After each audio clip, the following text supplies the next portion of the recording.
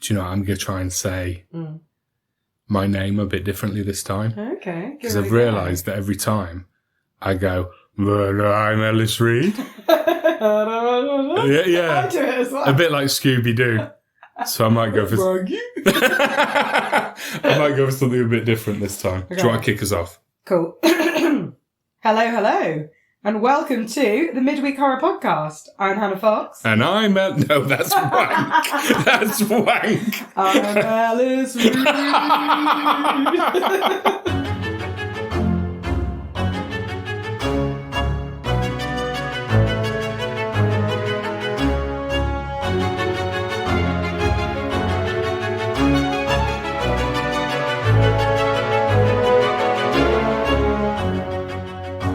This is the Midweek Horror Podcast with Hannah Fox and Ellis Reed.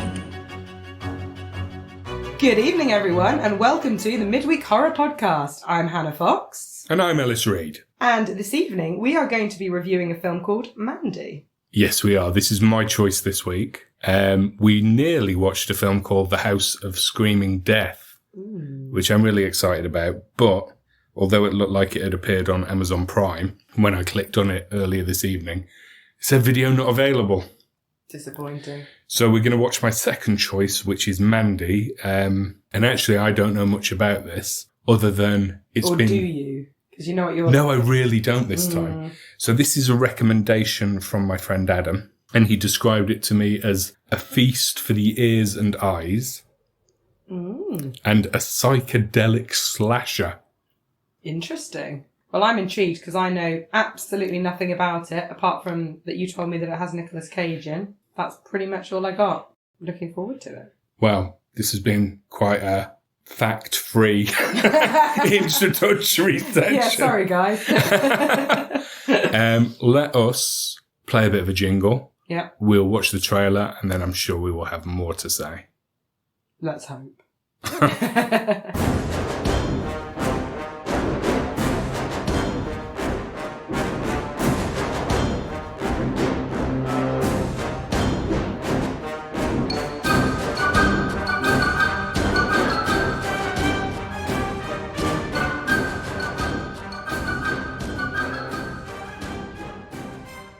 Well, we've just watched the trailer. That was pretty bonkers. It was mad. Yeah. I'll tell you what it reminded me of. It really reminded me of... I think I know what you're going to say. I was going to say horror and scary films from when I was a kid. Like, it made me think of like films from like the 70s and 80s, that kind of period. Probably especially the 70s. And... kind of fantasy films that you watched when you were a child as well. So that wasn't what I was predicting you to say. I thought you were going to say Mad Max. Yeah, exactly. Those sorts of films. Yeah. Do you know what I mean? That kind of era. It just made me think of something that would have been made quite a while ago. So should we talk about what we saw? Yeah, that would help. Yeah. Where to start? I mean, so we started off and there's two people around a campfire. Yeah. Nicolas Cage and another lady, Andrea Risborough. Is it her? Oh, good knowledge if it was. I literally just read the credits, but anyway, might be her, might not be. You know how I roll. So they're around a campfire, looking lovingly into each other's eyes, and it looks a bit like a bit of a sort of hippie 70s love film. Yeah. And then romance would be the word for it. And then it all went a bit bonkers. Suddenly there's sort of monsters appearing. Nicolas Cage is running around with a big axe. There was a chap who said, before the monsters appeared, I need you to get me that woman. That woman, yeah. So somebody has, I think, the impression I got of it is an evil gang. Yeah. Kidnap her? Yeah. Or maybe even kill her. And Nicolas Cage, because you see him forging a very heavy metal-looking axe. Yeah. I think he goes on a revenge rampage.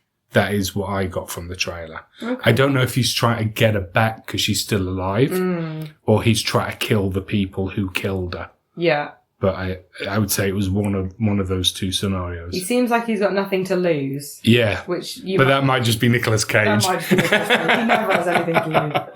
He also had a big chainsaw at one bit, which slightly reminded me of Texas Chainsaw Massacre.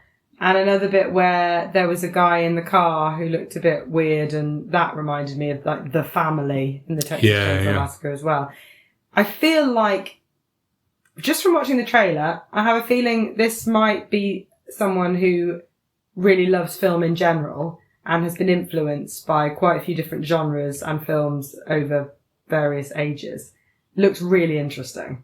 Yeah. Not what I was expecting.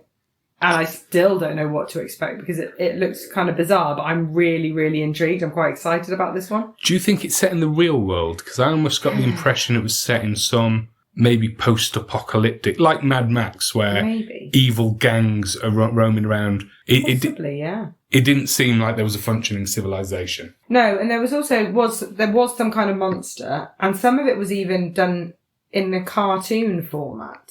So it's really hard to tell, actually, at the moment. It could be a bit, it could be a bit like Kill Bill, where different sections are done in different styles.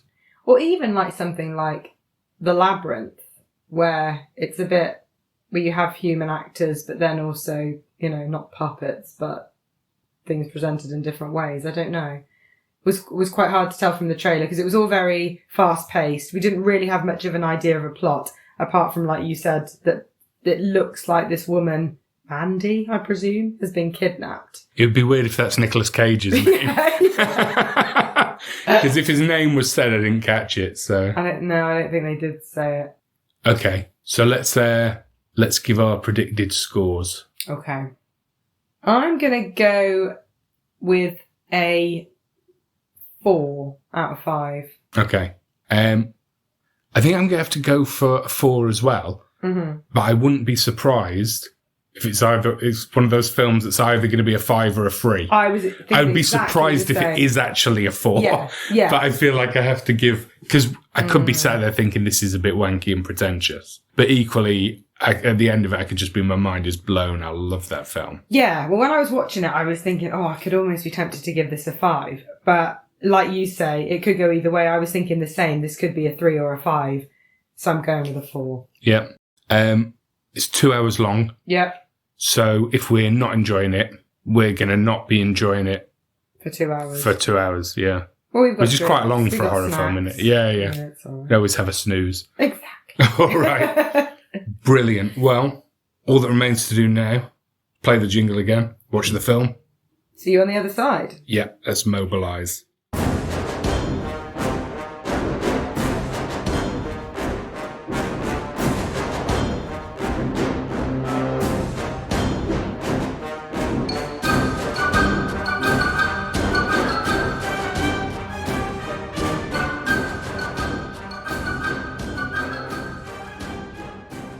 Well, that was shit. See, I quite enjoyed it. Oh, really? It was a bit too long.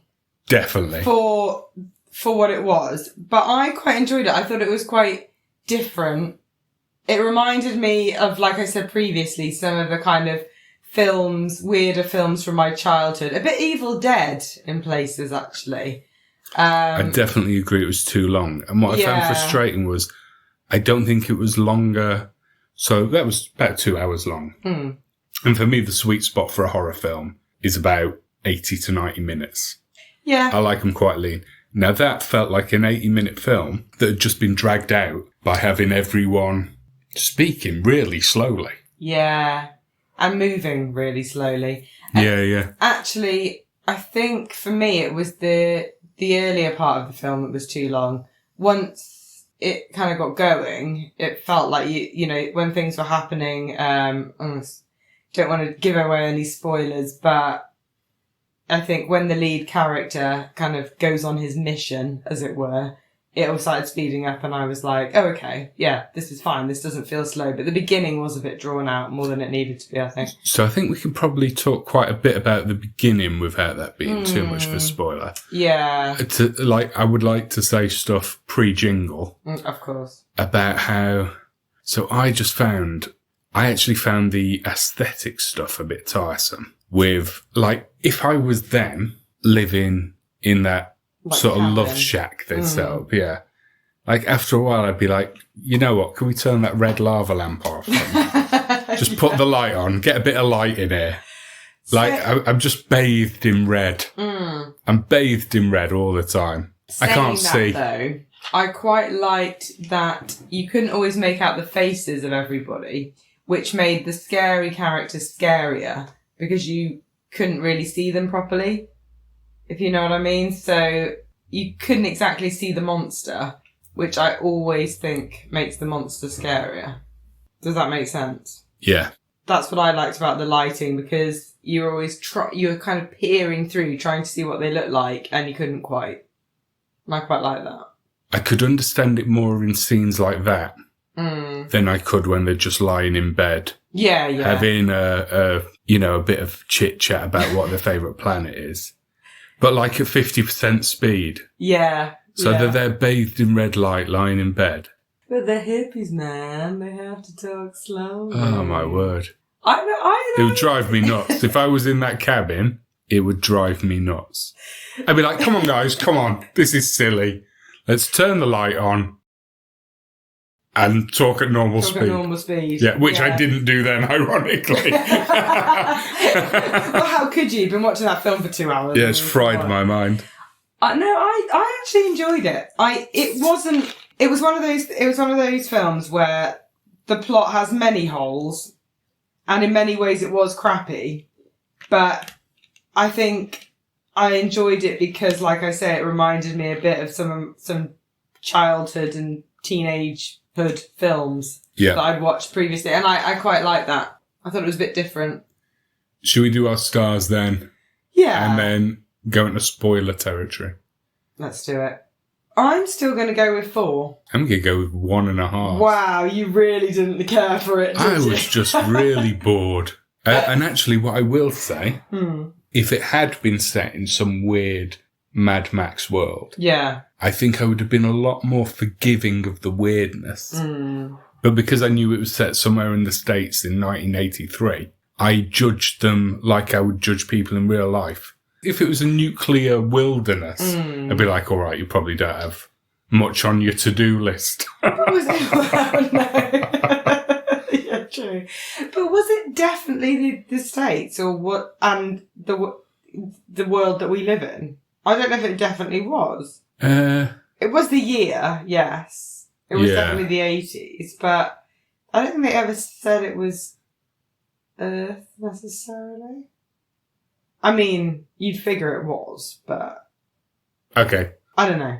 We can continue this conversation after the jingle.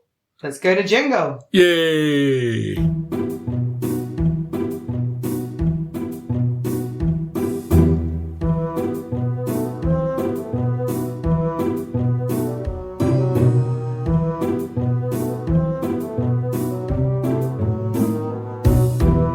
And we're back. Post-jingle, so... We can really go into the details now. Yeah, we can spoil it to our heart's content. So if you've not seen it yet and you think you might want to, now is the time to switch off. So, I can see why you didn't like it very much. Because it was a bit slow. The plot was a bit ridiculous. Should we tell them what the plot is? Yeah, that might be a good idea.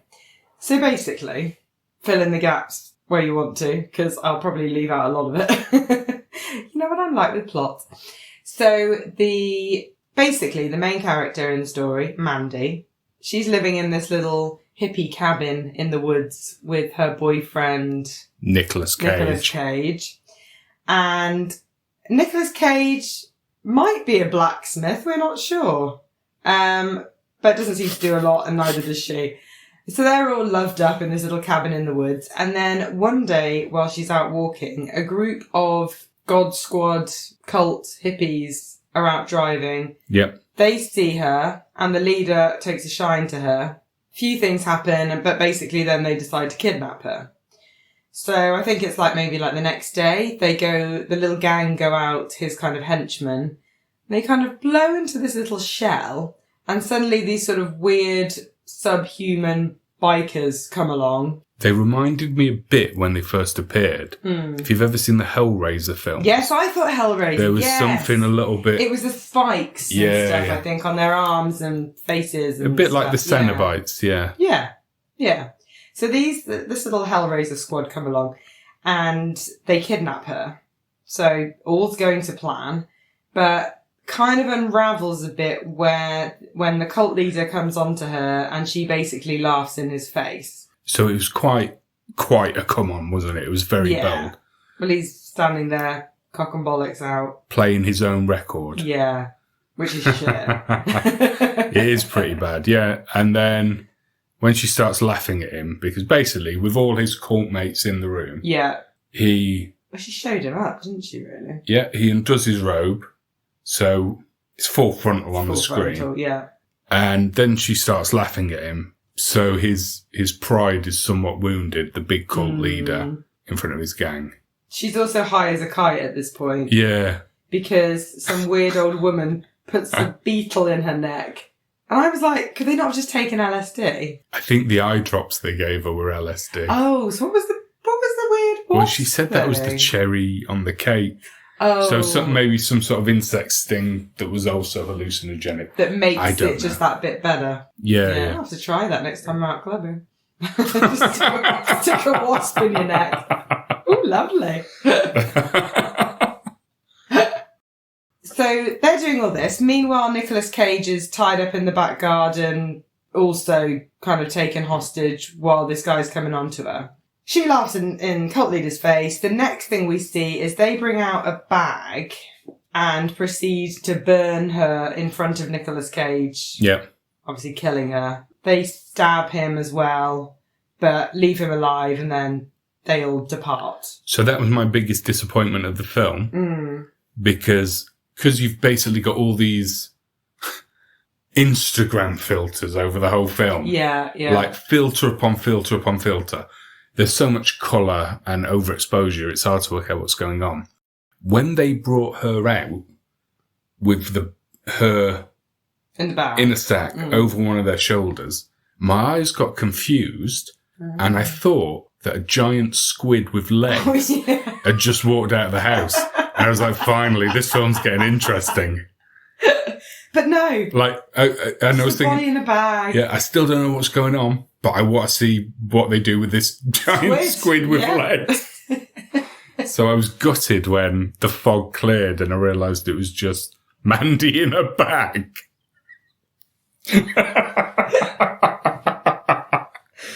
Yeah, that was a disappointment for you, yeah, granted. But I think we can sum up the rest of the plot in one line, which is, I nearly called him Mad Max then.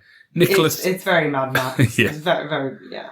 Nicolas Cage gets a crossbow, forges like a Lord of the Rings style axe. I mean, by that is himself. an axe and a half, isn't it? To be fair, It is. I mean, this is why I thought he must be a blacksmith, because otherwise, would you have the metal to hand? No, the skills, definitely the not. mould for the axe. I mean, that's going to be taking him a bit of time, especially if my wife had just been burnt in front of me, maybe alive.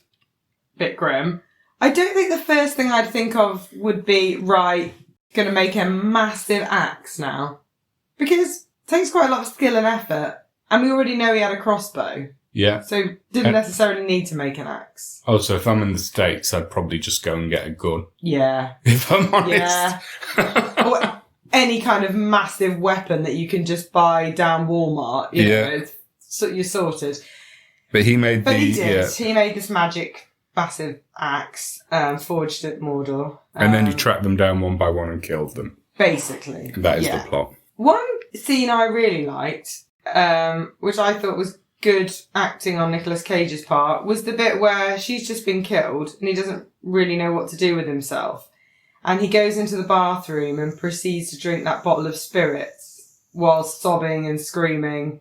I quite like that bit. I thought that was quite realistic in a weird way. It was classic Nicolas Cage as well. It was classic Cage, yeah. Yeah, that bit was fine. Yeah, quite like that. Going back to the whole weird filter over the film, I think that was largely to do with the fact that a lot of the film is about the fact that they're all on LSD. Yeah. And I think what the director had tried to do with that was make us feel like we were as well. Yeah. So I definitely felt like my head was a bit fried. Yeah. I felt like I was on, I mean, not that I was on LSD, but like, I was a bit out of it. And I was a bit like, what's going on? I can't quite, and like I say, because of the filter, I can't quite see what's happening. I can't quite see what these beasts are. And that was all a bit weird. So I quite liked that. I thought it was a bit different. Or at least something that hasn't been done for quite a while. So I quite liked that as an artistic choice. I didn't think it was very artfully done. Oh, okay. And I think I sort of remember a bit early on where there's an outdoors scene and the colours look a bit unreal. And there was like almost like a blue band, like almost like they just stuck one colour on the bottom half of the screen and another colour on the top. Yeah. And the two had sort of overlapped and made a bit of a band of a different colour. And they'd gone, oh, sod, it'll do. Whereas if you watch a film like The Colour Out of Space, also with Nicolas Cage, which have you seen? No. So there's a lot of use of colour in that as well. And I just felt it was better executed. Okay. We're getting down to aesthetics now. We are. That's purely personal preference. I think with that type of film, it's a bit tongue-in-cheek. You've kind of got to take it for being something a bit different and artistic. For example, the plot was ridiculous. Yeah. I mean, what the hell was the biker gang? Because I thought they were sort of some kind of monsters that were being called from some sort of parallel universe. But then you sort of find out that they've just taken a lot of LSD. And become like mutated somehow. Yeah. One of them has a giant sharp spike. Another one is, like you said, like a bit Hellraiser-esque, covered in pin things, and the other one's kind of got a bit of a sort of like serpent face. But again, because of the colours, you couldn't properly see. Yeah. It's not like you could look at them straight on and see exactly what they look like. I know which one you mean. He looked like Voldemort with cling film on his face. Yes, the one that fell down the hole. So I think it was one of those films where you've got to kind of just enjoy it for what it is. You can't really go, that doesn't make sense, and what the hell were they doing there? Because I feel like it was almost like a music video. I think... Do you know what I mean? I think that's why it made me weary. I think if that film had been maybe 75 minutes long and some of the dialogue had popped a bit more and not seemed so drawn out and slow. Like, I found it hard to warm to the characters at the start because they were just having these conversations where they were saying nothing of interest. Like I say, at 50% speed. How long have they been together if they're still having those ridiculous conversations? Like, what's your favourite planet? Did I ever tell you about the starlings? Oh, that was horrible. Yeah. Yeah. No, I don't think you did. Oh, let me tell you about it. So, let me tell you a horrendous story for no reason. Yeah. Oh, wow. Is this going to be pertinent later? No. Also, she pulled that out of nowhere. I remember what happened. They were cuddled up and Nicolas Cage was asleep. Yes. And I don't know if he was fidgeting or something. She went, are you awake? And he went, yeah. And she said, you were having a bad dream. Oh, yeah. So she roused him from a nightmare and then thought, I know what'll settle your nerves. Let me tell you a story about how my dad made a bunch of kids. Kill baby birds with a crowbar. Crowbar, yeah. Oh, yeah. I mean, and it took quite a long time for her to get through the story. And it had nothing to do with anything. Slow. I thought it was going to come up later, something about the starlings, where she'd have to, like, step up because she'd run away when she was a girl, or it would come out that she hadn't run away and she had killed the starlings, but it was literally there for no reason. Yeah. So I was a bit, like, pointless because it was horrible. Yeah. I thought the bad guys, I couldn't really get behind as bad guys because they just seemed like a bunch of clowns. Well, they were henchmen, weren't they, really? And also... But Jeremiah as well. Oh, he was... When he's... knobhead, yeah. So I think they were maybe channeling a bit of Charles Manson there because Charles Manson, before he became crazy, was trying to make it as a musician. But but almost played for ridicule Yeah. rather than menace. Yes. Yeah. You weren't really scared of any of them, particularly. No. I also felt like Nicolas Cage killed everybody a bit too quickly. Yeah. Like those bad guys, they're supposed to be like badass and massive, and that was a problem. They were the first ones he killed. And were then, the scary demon bikers. Yeah, we know the family's going to be easy to kill. They're just like an old woman, few skinny little guys, and that other lady. But yet they were left to last, which I always think is a bit of a mistake to do that, because you leave the big boss till last, don't you? You do it in films, video games. The big boss, the hardest one, is the one you kill last. And it was like, oh, you've killed all these big bad guys. So what? We know you're going to kill the rest of them. Yeah. So, yeah. I liked the imagery around, like, the temple and when he, like, set it on fire. That was all quite nice, aesthetically pleasing. So I'm actually really glad you enjoyed it, because I felt a bit like I was sat there for 2 hours thinking, I can't believe I've inflicted this on Hannah. No, I quite liked it. It was something different, and no, I enjoyed it. I enjoyed it for what it was, definitely. So in terms of score, you enjoyed it more than The Taking of Deborah Logan. I mean, I've got a soft spot for Debs, because she's an absolute classic. But in terms of, I think it was because it was different, and I always feel like fair play to a director for trying something really different. The Taking of Deborah Logan, I enjoyed because we had a laugh about it. But it was nothing different. It was just kind of typical horror movie type stuff that I've seen a lot of times, and, obviously not exactly the same as that, but there was nothing to go wow about. That's why I still kind of stand by my score with this one and would score it a little higher, because it was just unusual. Yeah, good. Yeah. Okay. Should we do Rotten Tomatoes? It's all right. I've got a drum roll sample now. Do you remember I put that in Hereditary? Did you notice? You did, yes. Yeah. Although, do you not think mine was better? Oh, we'll use them both. Come on, Alice. Mine was fantastic. We've got to guess what we think the score is. Yes, don't worry. I'm just, it takes a bit of time. I'm just getting it up. Now, even though I was massively underwhelmed by this, I know it's got a lot of good word of mouth. I know people do like it. So I'm going to go for 60%. Ooh. I'll go for around 60. I think people like it more than I do. I'm going to go then 68. Let's find it. Mandy. Oh, Mandy. I was just thinking that. I'm going to have that stuck in my head for days. Okay, so it's... Now, remind me. Just before we get the score, sorry, I forgot to say, another thing that started to grate on me was the soundtrack. So when the film started, when they were playing the King Crimson track, I was thinking, like that, I'm loving this soundtrack. But for the rest of the film, it was like this sort of doom metal. It was. It was.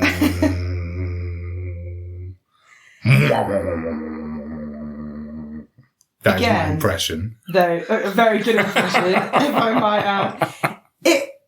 It was very 80s though, wasn't it? Like, even down to films like, reminded me of the Never-Ending Story, parts of that, weirdly. Because it's that sort of like dramatic, weird 80s tinny music that they used to use in films a bit. The Never-Ending Story wasn't the best example of that, but... All I can remember is the song, The Never-Ending Story. What never-ending story. Da, da, da, da, da, da. Not that bit. I don't think I remember it well enough. I just remember him flying around on a giant dog's head. That big dog that flew through the sky. Alcor, that's what it was called. I watched that film too much. Right, so, remind me now. Here comes Nana. Is it the tomatometer or the audience score? Or neither? The tomatometer. The tomatometer. Okay, so, Drum roll, please.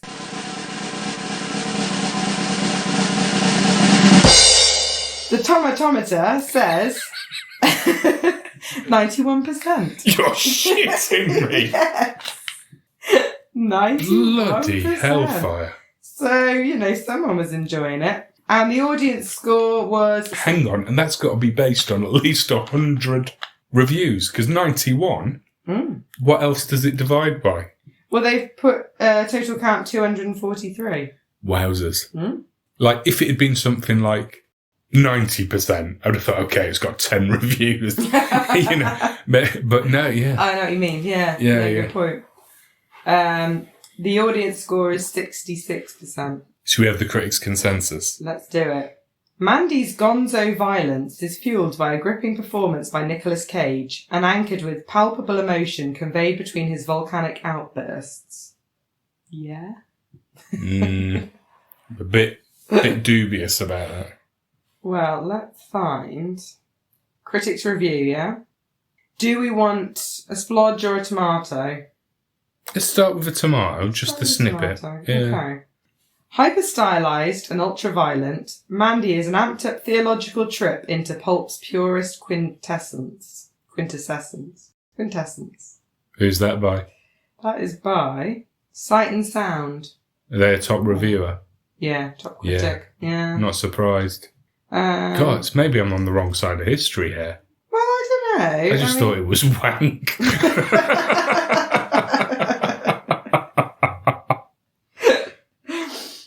And we've got a splodge. Okay, yeah, let's have an example of one of the minority of bad reviews. I didn't much care for the film, but I can see how it might appeal to gorehounds and fans of genre cinema. That was Chicago Reader. So that's quite a muted bad review. Yeah, it's not like... They didn't pan it. It's not like it was wank, is Yeah, it was just like, not for me, but it has an audience. Ellis Magazine. It's a magazine.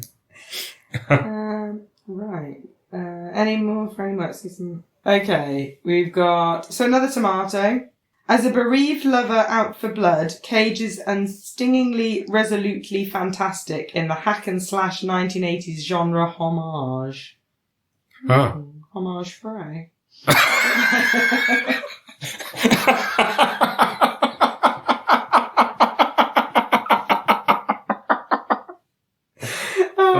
Must take it seriously. Must take it seriously. No, I love that.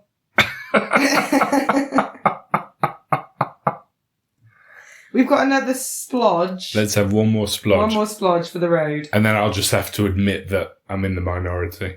Well, see what this guy says. This is from moviecrypt.com. There is a sense of raw filmmaking and imagery herein, coupled with throwbacks to 1980s post-apocalypse sci-fi and fantasy, but the underfunded and under-edited final cut drags like a battleship anchor holding back a rowboat. That I agree with. There you go. I think that sums up my... Yeah. I thought that would go down my well displeasure. With you. But actually, I have to admit, as much as I enjoyed it and was quite pro, I'm surprised there wasn't more of your type of reviews, just wank kind of review. There's a lot, because even the splodges are quite positive, really. I'm quite surprised. Yeah. Like, it's like quite muted criticism. But yeah. I'm actually happy with that, because I always feel bad when I don't like something. Yeah. So I would prefer it to be, well, it just wasn't for me, but obviously it is good because a lot of people love it. Yeah. So, I don't have to feel bad for it, Yeah. I always feel bad for a film when everyone thinks it's shit. Do you know what I do too? Because the writers and directors and producers, most of the time have put a lot of effort into it and clearly loved it to some degree to want to make it and invest in it. And so many people who are like working on the production who are proud that it's coming out. Yeah. And then it gets panned. So yeah, it's good. It's good. Should we? Because we always forget, decide what film we're going to watch next week. Yeah. So all our many fans at home can prepare. Yeah, can watch along with us. Yeah. And this is where now we have to think of one. Yeah. But it's alright, we can take as long as we like and then cut it out. Oh yeah, good point. We could edit it down. So what horror films have Yeah. we seen? Okay. What have we not seen? Newer ones or older ones? Oh yeah, we could watch an older one, couldn't we? We could watch a classic like The Innocents or something. We could watch a classic. I've been thinking about that because it doesn't necessarily need to be a newer one. So so The Innocents is meant to be one of the classics. I've never seen it. I've never seen it either. Should Maybe we do The should Innocents? watch it. Yeah. Brilliant. Okay. Deal. So next week we will be watching The Innocents. As if Excellent. by magic we did that at the same time. Yeah, yeah. It's like we're psychic. Yeah. All right, brilliant. Well, I think that's all from me. I think that's all from me. Well, thanks for joining us, everyone. Tune in next time for more Midweek Horror. Don't Get Scared Now.